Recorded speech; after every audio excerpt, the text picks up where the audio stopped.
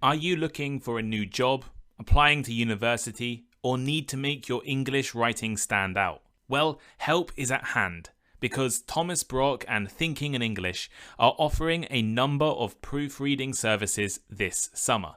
You can receive expert feedback and make the perfect CV, cover letter, university personal statement, or any other document. If you're not sure where to start, schedule a consultation to get advice on how to start writing CVs, applications, and more. And Thomas is offering consultations, proofreading, feedback, and interview practice as one complete package. Myself and Thomas will be working together to offer affordable and expert advice to all of you listening. I've already helped lots of listeners with applications, and now we want to offer this service officially. We are offering up to 25% off throughout August. Head to the proofreading section of my website or click the link in the description to find out more. Hello, I'm Tom Wilkinson and welcome to the Thinking in English podcast, a podcast for intermediate to advanced level English learners. With the Women's World Cup taking place right now in Australia and New Zealand, I thought it would be interesting to take a look at the history of women's football. From its early history to a time when women's football was more popular than the men's sport, to being banned across the world, it is a fascinating story. Let's take a deeper look on today's episode of Thinking in English. As always, you can find a full transcript of this episode over on the Thinking in English blog, along with vocabulary lists, interactive transcripts, and more. Here is today's vocabulary list. Association football. Association football. Also known as soccer, the most widely played form of football, with specific rules established by the Football Association of England. For example, association football was given the nickname soccer to avoid confusion with other types of football, especially rugby football. Spectator. Spectator. People who watch a sports event or performance, as in 100,000 spectators crammed into the stadium. Prejudice. Prejudice. Preconceived opinions or attitudes towards a certain group or individual. For example, women's football was banned due to prejudice and discrimination. Newspaper coverage. Newspaper coverage. Reports or news articles published in newspapers. For instance, the lack of newspaper coverage has held back women's sport. To found. To found. To bring something into existence. For instance, the first women's football club was founded in 1895. Professional. Professional. Used to describe someone who does a job that people usually do as a hobby. For example, the first female football players were often professional dancers or performers. Unsuitable. Unsuitable. Not appropriate or fitting for a particular purpose or situation. As in, some countries banned women's football as it was considered an unsuitable game for women. To overshadow. To overshadow. To make something seem less important. For example, they were worried that the women's game could overshadow the men's game.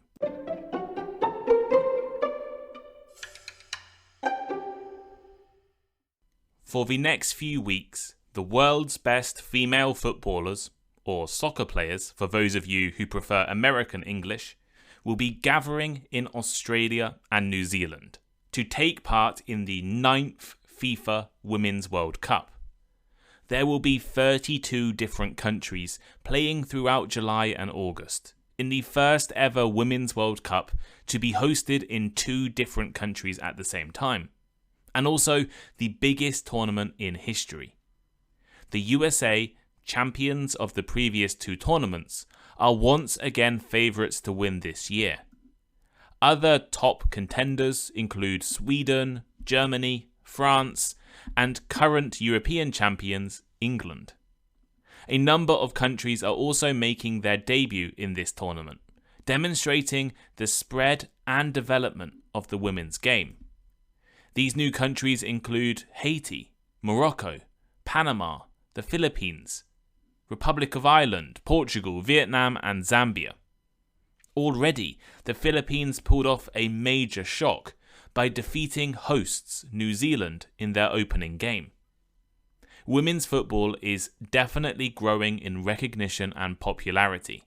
87,192 people attended the Women's European Championship final last year, held at England's Wembley Stadium, making it the highest attended game in any European Championship, men's or women's. While women's football is on the rise now, it hasn't always been the case.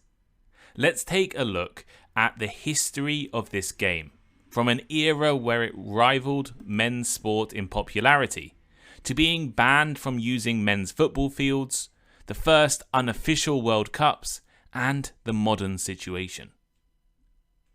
You may be under the impression that women being involved in team sports like football is a relatively new thing. Professional women's teams have only been around for a few decades, and the official Women's World Cup started in the 1990s. However, women have actually been involved in games of football for hundreds of years, before the modern game had even been developed and the rules of the sport were wildly different. The Ipswich Journal, a British publication, mentioned a group of women playing the sport in 1726. They wrote, "A new and extraordinary entertainment was set on foot for the diversion of our polite gentry. A match at football played by 6 young women of a side." And from the late 18th century onwards, the Scottish town of Musselburgh held an annual football match between the married and unmarried women of the town. We do need to be careful when talking about early football. Why? Because it was not the same game as you imagine today. The rules of association football were established in 1863 by the Football Association, or FA, but even then, the rules of the game and the style of play was very different from what you may expect. Before 1863, there was no one form of football. Every town, school in England played slightly different rules. The number of players, use of hands, level of violence, size of pitches, and how to score was often completely different. Even today, there are different versions of football, all originating from the same British school games or local folk games. Soccer or association football, American football, rugby, Australian football, Gaelic football. They are all completely different sports, but they have their origins in these same traditional games. The games these early women were playing were probably nothing like football as we imagine today. So if this is the case, when was the first official game of women's association football? Well, in 1881, a group of theatre businessmen and entrepreneurs had the idea to put on a different kind of show to the theatre performances they usually organised. A football game. The game took place at the home of Scottish football club Hibernian in the Scottish capital Edinburgh, and featured a team representing England or English women and a team representing Scotland. The women were not experienced football players. In fact, they were dancers and performers. The English team was made up of members of Lizzie Gilbert's juvenile ballet company, and the Scottish team from the Royal Princesses Theatre House Company in Glasgow, Scotland. The Scottish women went on to win the game 3-0, with Lily St. Clair becoming the first woman to ever score an officially recorded football goal. The Lady Players, as they were known, went on to tour the UK, playing games in front of paying crowds of thousands of spectators. There were issues, including a riot during their second game and a lot of negative newspaper coverage. The first real women's football club, not just a group of touring performers, was formed in 1895. Nettie Honeyball, which was probably a fake name, started the British Ladies Football Club and placed advertisements in newspapers looking for players. British Ladies FC played a North versus South game as their debut match, with 10,000 people watching. They were again mocked and laughed at by the newspapers. Things began to change in the early 20th century. Europe soon descended into a vicious world war. Young British men signed up in their thousands to join the war effort and fight. While British women weren't fighting in the trenches, they did join the war effort. England's factories, making weapons and materials for the war, employed thousands of female workers. They worked in terrible conditions with dangerous machinery and chemicals to supply the soldiers. The UK government, realizing that they needed these female workers to be healthy, started encouraging them to take part in sports, both for their physical fitness and as a break or distraction from the First World War.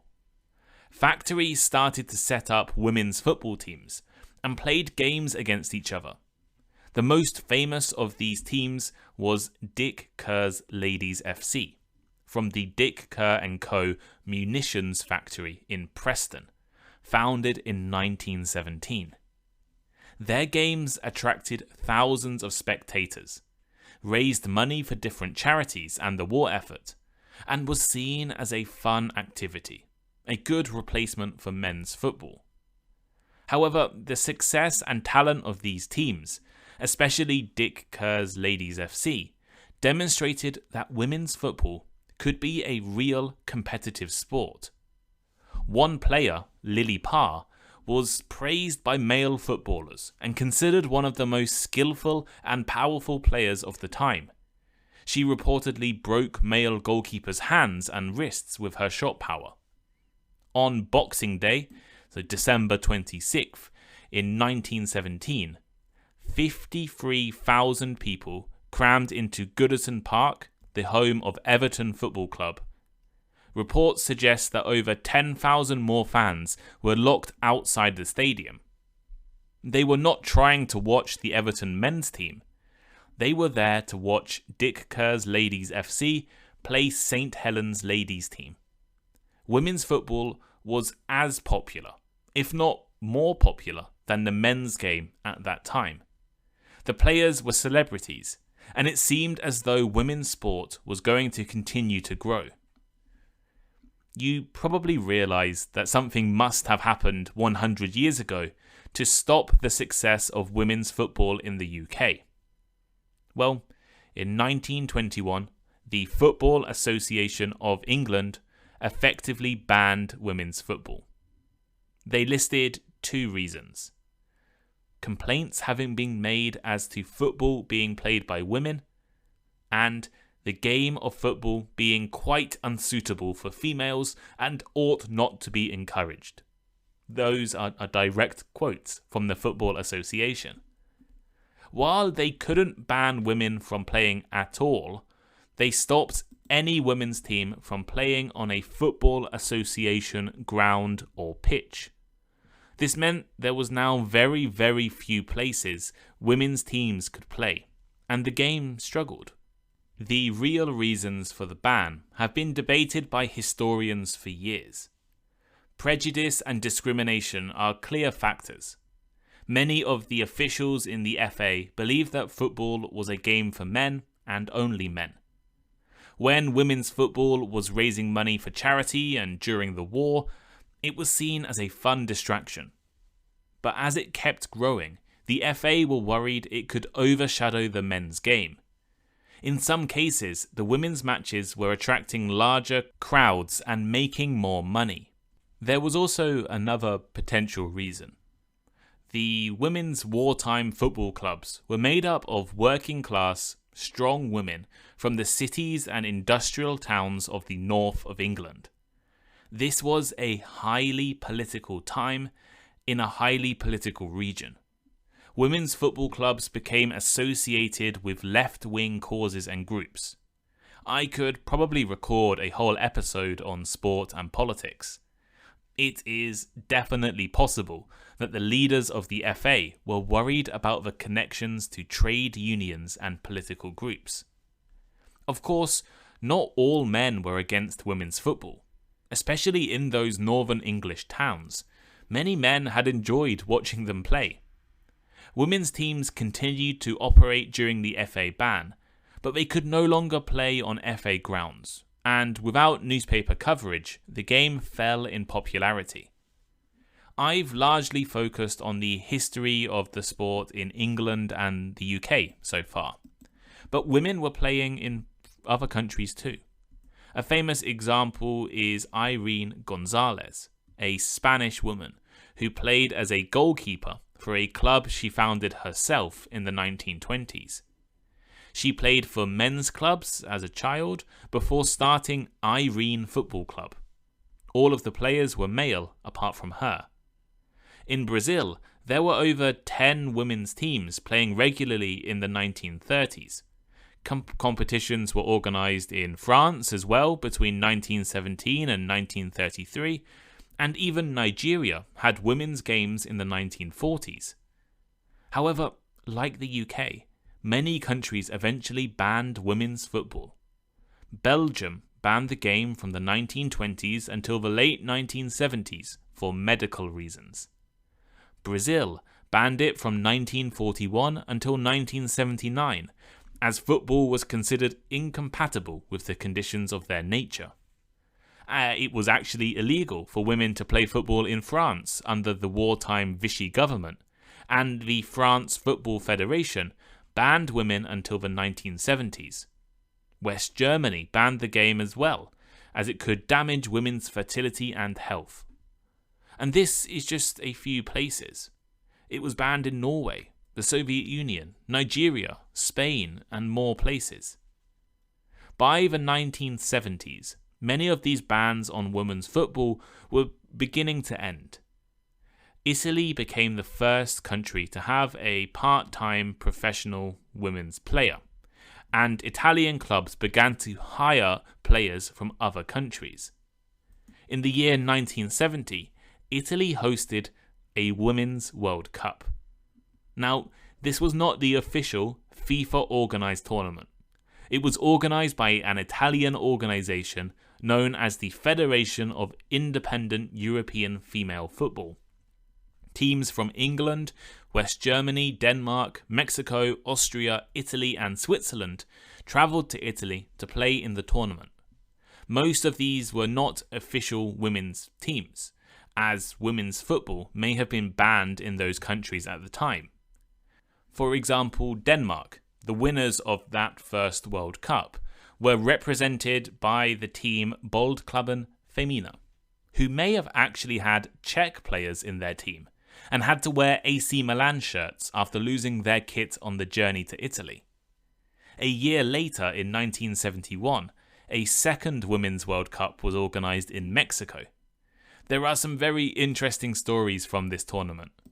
England was represented by a group of teenagers as young as 15 years old, and only qualified for the tournament after most European teams withdrew. France and Netherlands played the first ever FIFA-recognised game to qualify for the tournament. But the French didn't know it was a qualifying match for the tournament until after the game, and the Dutch team didn't even realise they were playing France. They thought it was a practice game against the team Stade de Reims, and they were going to play France later on in the year. And the final of that tournament was between Mexico and Denmark, and had an estimated attendance of 110,000 people. It took 20 years before FIFA organised the first official Women's World Cup, which took place in China in 1991. They were still undecided as to whether or not call it a World Cup, so it was officially known as the first FIFA World Championship for women's football for the M&M's Cup. Yeah, that's right, it had the sponsor's name in the tournament name. Since that first World Cup, women's football has seen a surge in popularity worldwide, with more fans, media coverage, and investment than ever before. Major tournaments like the FIFA Women's World Cup and the UEFA Women's Euros have attracted large audiences, breaking attendance records and gaining significant media attention. As I mentioned previously, this year's World Cup has 32 teams, making it the largest tournament ever. And attendances at last year's Women's European Championships were record-breaking. The level of professionalism in women's football has also risen substantially. Many top women's football leagues around the world are now fully professional, offering players better training facilities, coaching, and competitive environments. From the USA to Europe and Asia, there are more opportunities for women to turn football into a career. Pay for players has been increasing. There are now better facilities and more exposure in the media as well. Women's football has attracted notable sponsors and partnerships, and efforts are being made to develop more youth players and teams around the world. For many people, women's football is seen as a friendly, more accessible, and less corrupt version of the men's game. As the sport continues to improve in quality and popularity, hopefully it can continue to grow and succeed in a similar way.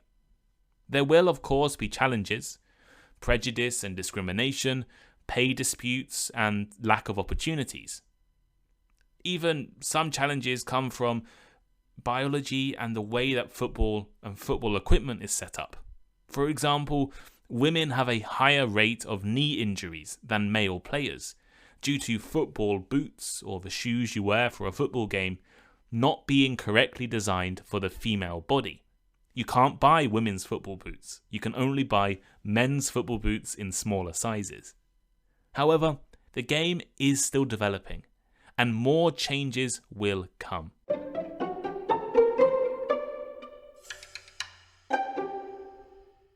So here is today's final thought.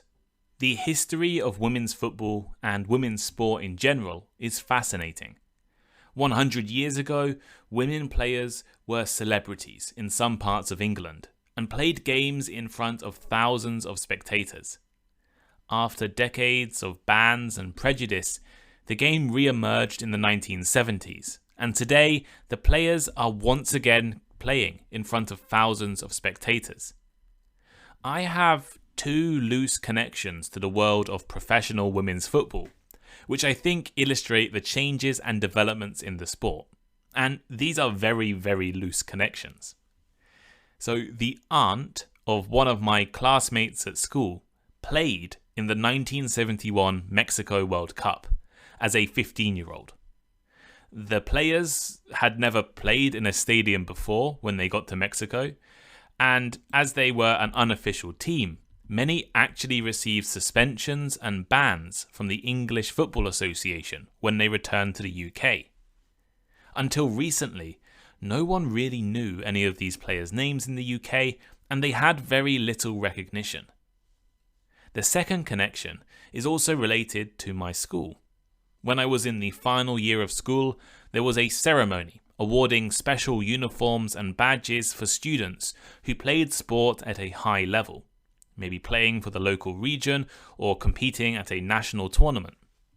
One of the younger students was given a badge for playing in the Arsenal Women's Football Team Academy, Arsenal Women's being maybe the best female football team in the UK.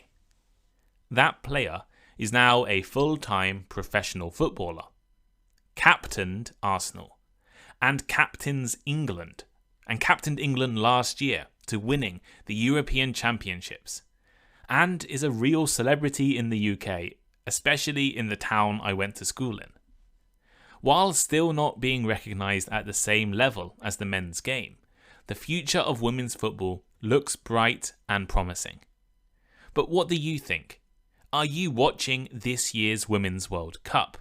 Let me know by leaving a comment on Spotify, a comment on the Thinking in English blog, on the transcript, or you can message me on Instagram as well. If you're interested in looking at an interactive transcript for this episode, seeing the extended vocabulary lists, or just supporting the podcast in general, go over to Patreon, become a member, pledge some money, and support Thinking in English, and help me keep growing and keep turning this into a job and a business. Also, this August, Thinking in English is taking, I guess, a kind of summer break. Don't worry, I'm still releasing episodes every week, but rather than releasing 2 episodes on Spotify a week, I will just be releasing 1 on Mondays. If you would like to still listen to more episodes, you can do. There will be a bonus episode every Friday on Patreon. So yeah, for the next 4 weeks or so, Thinking in English will have a slightly reduced schedule, which will let me improve and make changes on the website, get prepared for September and October, and yeah, really just take a break. I've been making 3 episodes a week of Thinking in English for nearly 3 years. So yeah, making these episodes takes me quite a long time, especially as I've introduced new features like interactive transcripts and tried to improve the website. So yeah, I'm going to take a slight break this summer, still be releasing episodes every Monday, and then back in September, we'll see, but probably we'll be back to 2 episodes publicly and 1 bonus episode a week as well. So yeah, thank you all for listening, and I'll see you next time. Goodbye.